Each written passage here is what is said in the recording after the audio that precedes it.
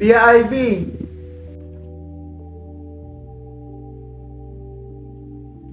Iho, kumusta ka na? Okay naman. May babalita ako sa iyo. Hala, ano yun? Engaged na kami ni Ira. Pinayagan niya ako. Propose sa kanya. Diyos ko! Congratulations! Napakatagal nyo na rin naging magkasintahan. Tiyak akong matutuwa ang mga magulang mo niyan. O siya, ako na magbabalita sa kanila ha? Siguraduhin mong ready siya. Alam mo naman, ang tradisyon natin. Oo naman. Alam ko yung tradisyon ng pamilya natin kaya nga ipapakilala ko siya sa inyo. Opo.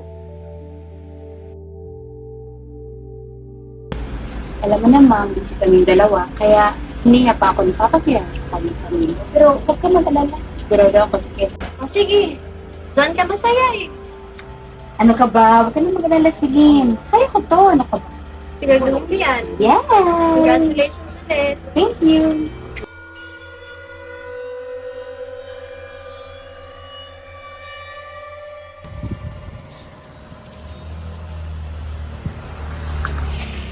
Ira, nandito na tayo sa bahay namin.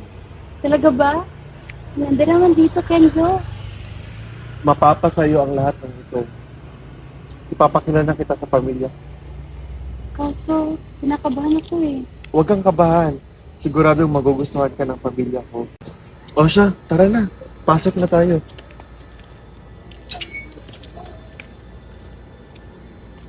Nanda pala dito.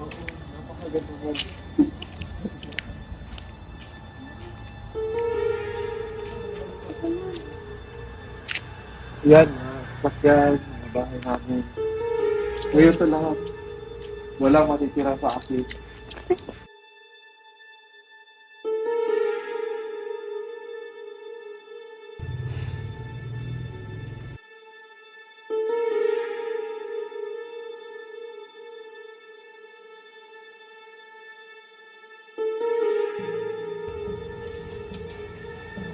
Ma, pa, si Ira nga pala kasintahan ko.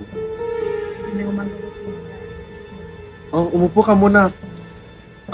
Don't get weirded out because ganyan talaga yan sila sa simula. Pero napakasaya ng pamilya namin. Kinagagalak. Opo kayo mag-alala, tita, dahil marami pong magandang ikwento sa akin tungkol sa inyo si Enzo. Ikaw pala yung naikwento ni Kenzo.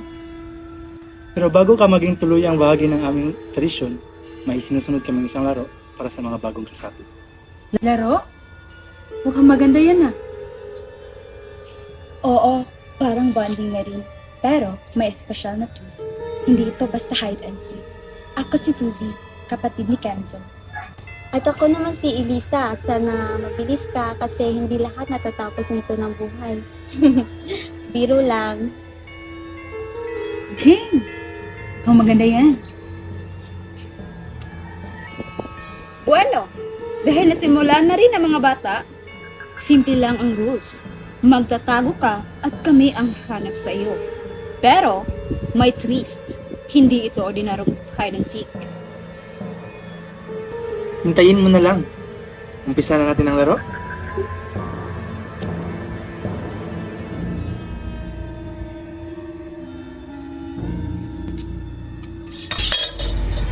Huwag kang mag-alala. Kasama ako sa laro.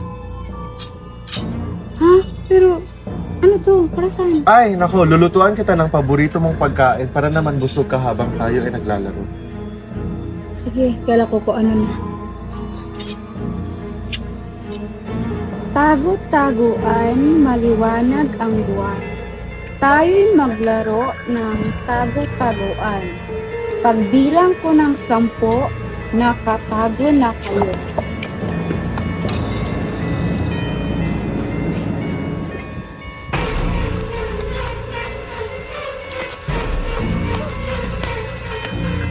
Tagal-tagal na rin tayong hindi nakapaglaro. Wala nang nangyari sa pa, ba't mo naman kasi binaril ng shotgun mo si Eric? Kung hindi mo sana siya binaril, hindi sana ako naghahanap ngayon.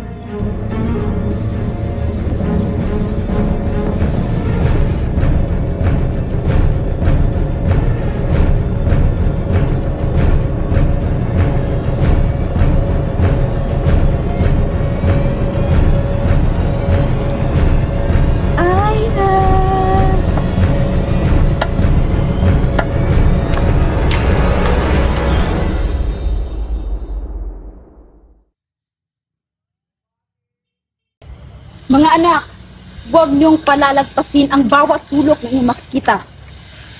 Mag-ingat ka, Nay. Baka ikaw unang mamamatay. Hindi, si Ira ang mamamatay. Sige na!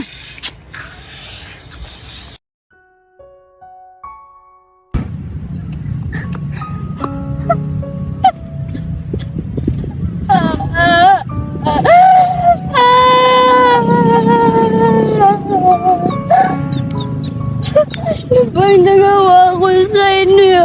Naranasan ko ang lahat ng paghihirap sa pagmamahal ko sa iyo, Kenzo. Dahil mahal kita na higit pa sa anuman takot o sakit.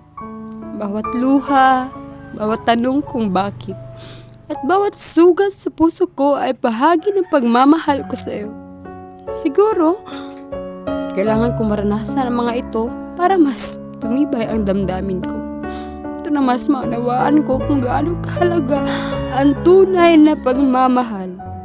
Hindi lang ito puro saya, kundi sakripisyo rin. Mahal kita, kaya tinanggap ko ang lahat kahit mahirap.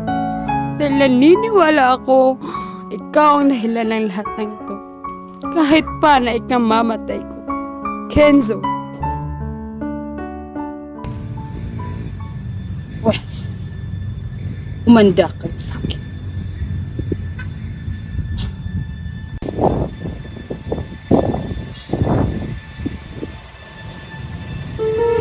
Hanapin niyo agad.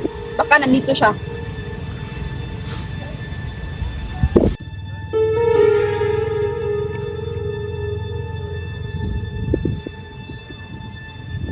Ira! Asan ka na? Huli ka! Ira! Asan ka na? Ira, lumabas ka na. Wala kang matataguan dito. Dahil tradisyon ito.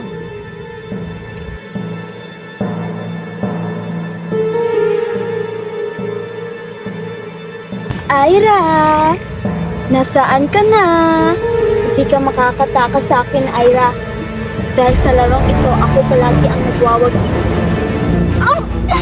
Ma! Dito si Ira!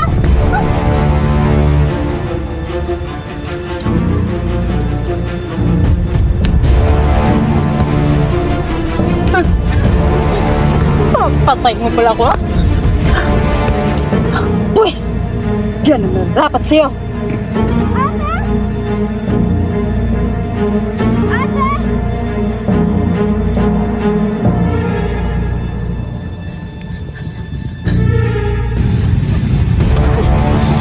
Susi! Patay na ang ate mo! At ikaw ang masusunod! Tumangga ka!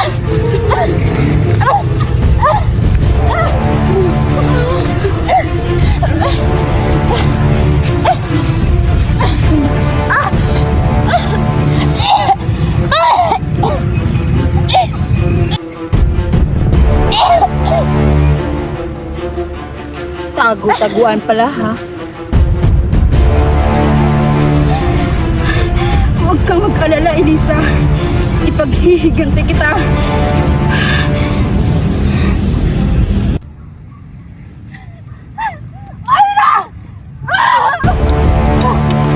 Kailan ba matatapos ito?